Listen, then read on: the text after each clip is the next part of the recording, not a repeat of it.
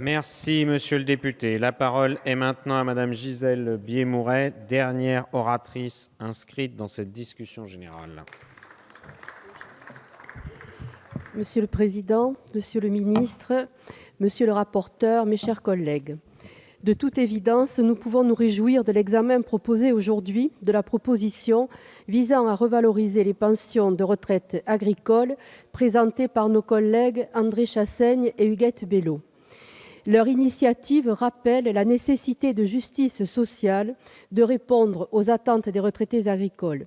Elle porte une revendication partagée par les organisations représentatives et je souhaite saluer la présence de ces responsables parmi le public.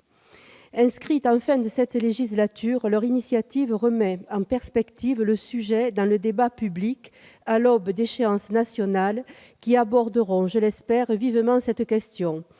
Elle rappelle l'importance de garantir un niveau de vie décent aux 1,5 millions d'exploitants agricoles à la retraite. Leur proposition vient enrichir la réflexion stratégique et prospective sur le régime des retraites agricoles lancée par le gouvernement le 30 novembre dernier, avec des conclusions rendues en avril. Une réflexion avec des axes de travail particulièrement larges et ambitieux. Enfin, elle semble rassembler l'ensemble des membres de nos bancs. Représentante d'un département à vocation agricole, je mesure régulièrement les difficultés rencontrées par de nombreux retraités agricoles dans leur quotidien. Au sein même des retraités agricoles, il convient de rappeler l'inégalité de traitement envers les femmes retraitées. Elles sont confrontées à des niveaux de pension bien inférieurs à ceux de leurs conjoints, des niveaux parmi les plus bas de notre système de protection sociale. Le débat d'aujourd'hui permet aussi de rappeler que les principales voire les seules avancées obtenues dans le domaine ont été acquises sous le gouvernement de Lionel Jospin, puis durant ce quinquennat. Adoptée il y a 3 ans, la loi garantissant l'avenir de la justice du système de retraite comprenait plusieurs mesures importantes en faveur des petits retraités agricoles.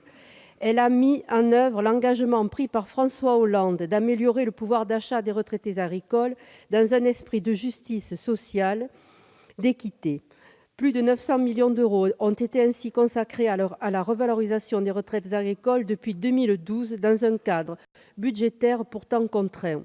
Il convient également de rappeler les effets positifs apportés par d'autres textes adoptés durant ce quinquennat, autant d'avancées sociales acquises au bénéfice des retraités agricoles. Je pense à la loi sur l'adaptation de la société au vieillissement ou, entre autres, à la généralisation du tiers payant. Le montant moyen des retraites agricoles se situe aux alentours de 776 €. Durant l'année 2017, il sera porté à 860 €, c'est-à-dire à 75% du SMIC.